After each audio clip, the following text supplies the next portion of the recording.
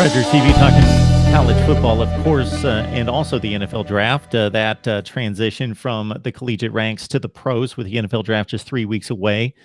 Josh Rosen, the era somewhat wasted there at UCLA, not winning big, not getting the program or the team to a Pac-12 championship game. Jim Mora ushered out much to do, not necessarily with Josh Rosen's play, but Josh Rosen's inability to stay on the field 2 years ago. And then also the inability of the rest of the offense to develop around him and give him the type of weapons that he needed to win a few more games to keep Mora on the sidelines at UCLA. So Jim Mora, talking to the NFL Network this week, makes the comment about Josh Rosen, that USC product, Sam Darnold, which of course matched up against Rosen and UCLA, actually just the one time because of the injury this season.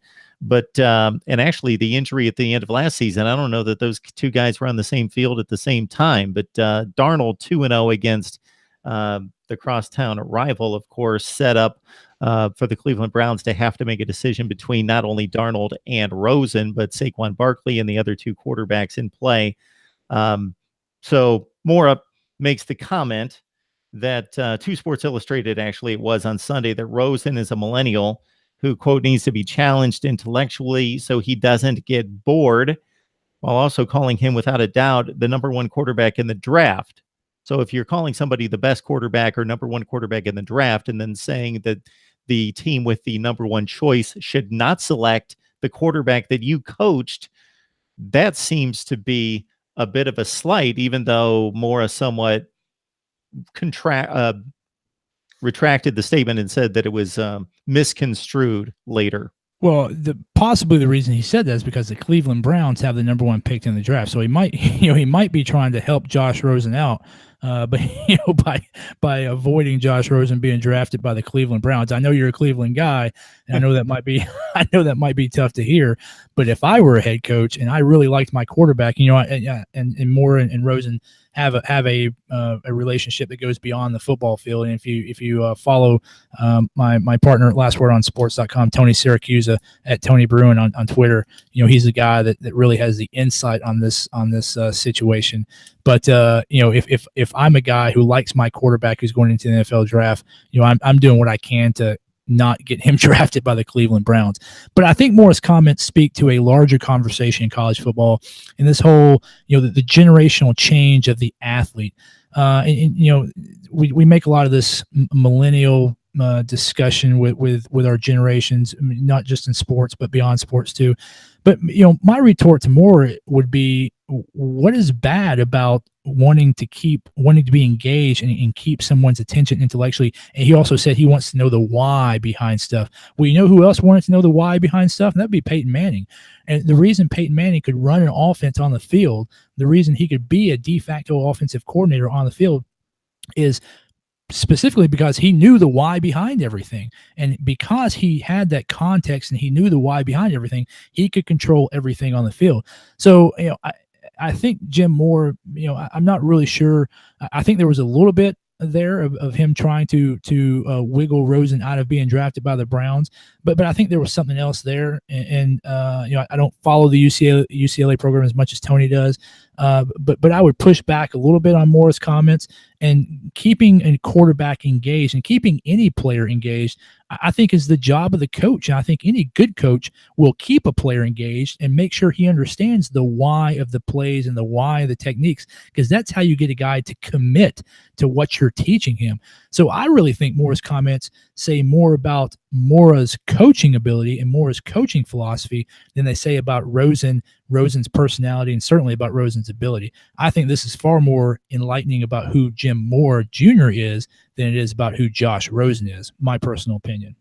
There's a particular clip on YouTube that shows Urban Meyer addressing the Ohio High School Athletic Association's coaches, about 100 selected coaches around the high school ranks in Ohio, and speaking to them about teaching and instructing and working with millennials and working with young players and how to get the most out of them, how to keep their attention and get them pointed in the right direction, and to be able to take direction and then implement that, execute that on the field. And In terms of Urban Meyer's approach and belief, he puts all that responsibility and accountability on the coach to instruct and to know how to get through to the player.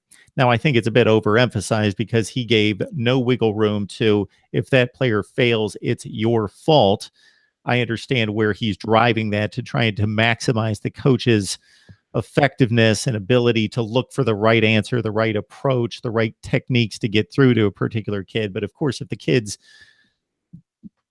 tuned out and not going to accept the coaching and is uncoachable, there are certainly those guys around. Now, if we're talking about a top 5 pick in the NFL draft at the quarterback position, especially, that's probably not the guy we're talking about here. So I too would think that, considering Jim Moore's issues in building a winner at UCLA versus what he was able to accomplish to a certain extent in the NFL, and it being a different type of athlete at a different stage in their careers that you have to coach, that he just, at least through that one stint at UCLA, wasn't successful in getting the most out of those athletes.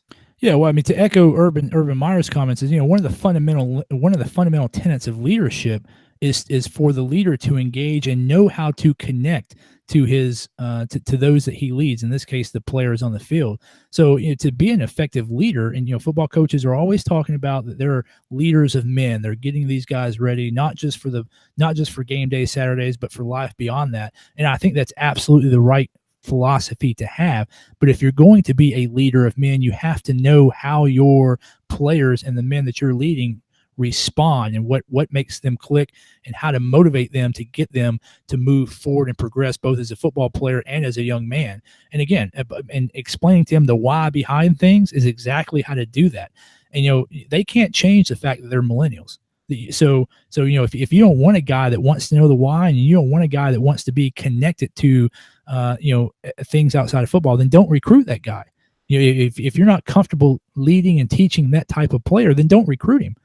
But if you're going to get the best players, these guys are millennials just simply because of when they were born and the culture they brought up in. If you can't tailor your leadership style to that culture, then it's might be time for you to look for jobs in the NFL, quite frankly. Mike Laval, last word on college football. Please join him and the rest of the staff right there for college football coverage year-round. Mike, we'll have to let you go. We appreciate you stopping by to break things down on the Tennessee side. Mark, always a pleasure. Please look for me also at Mike L_LWS on Twitter. Have a great night, Mark.